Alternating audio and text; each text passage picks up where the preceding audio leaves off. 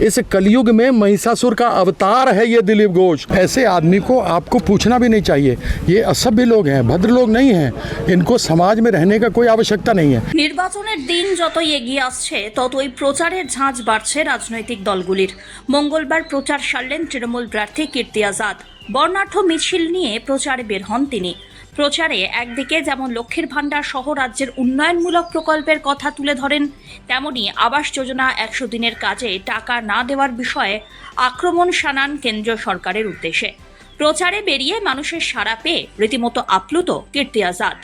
মঙ্গলবার কীর্তি আজাদ দুর্গাপুর পূর্ব বিধানসভা কেন্দ্রের পারুলিয়া আদিবাসী পাড়াতে আদিবাসী সম্প্রদায়ভুক্ত মানুষের সঙ্গে ধামসা মাদলের তালে তালে নেচে উঠলেন।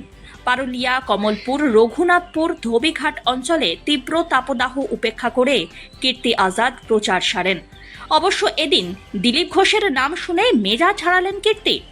স্পষ্টতই জানিয়ে দেন যে মানুষটি নারী শক্তিকে অপমান করেন, মুখ্যমন্ত্রীকে অপমান করেন, তিনি একজন অসভ্য অভদ্র লোক।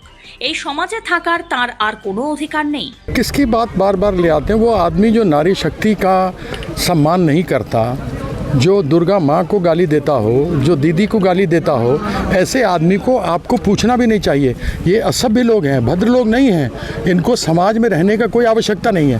ऐसे लोगों के बारे में हमसे बात मत कीजिए। आप माँ दुर्गा के बारे में बात कीजिए, काली के कीजिए, दशम महाविद्या कीजिए, दीदी का जो अलग अलग योजना सब चल रहा है उसके बारे में बात कीजिए।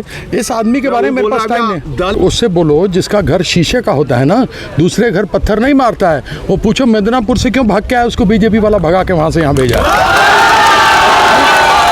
उससे बोलो मिदनापुर में तो था एमपी, तो जब वो सिटिंग एमपी था कोई काम ही नहीं किया वहाँ पर, तो बीजेपी वाला आपस में लड़के उसको भगा के भेज दिया। उससे पहले ये पूछो हमसे क्या पूछता है। हमारे तो देखो ये सब लोग हैं, हम कुछ नहीं हैं। दिलीप घोष को अहंकार है, वो अपने आप को सब कुछ समझता है। हम कुछ नहीं हैं। हम अगर कुछ हैं तो बंगाल के लोगों के कारण से और यहाँ के कर्मियों के कारण से हैं, और किसी कारण से नहीं है।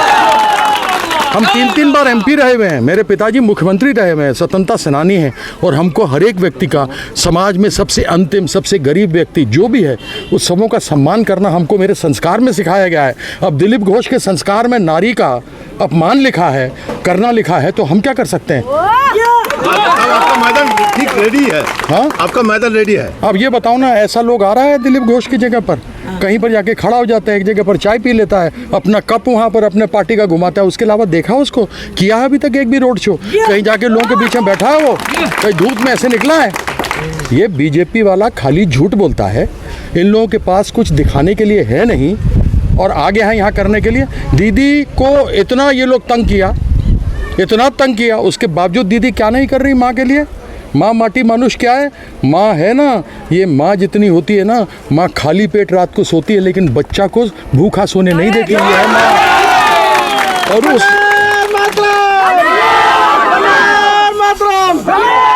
और उस माँ को ये गाली दिया है।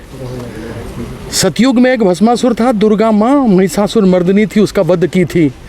इस कलयुग में महिषासुर का अवतार है ये दिलीप घोष। उसका वध यहाँ पर बैठी सारी मेरी माँ और महिला जाति है ना, वो उसका वध करेगी इस बार चुनाव में। वो প্রচারে বেরিয়ে সাংবাদিকদের মুখোমুখি হন কীর্তি আজাদ, আর তখনই দিলীপ ঘোষকে কড়া ভাষায় আক্রমণ করলেন তৃণমূল প্রার্থী।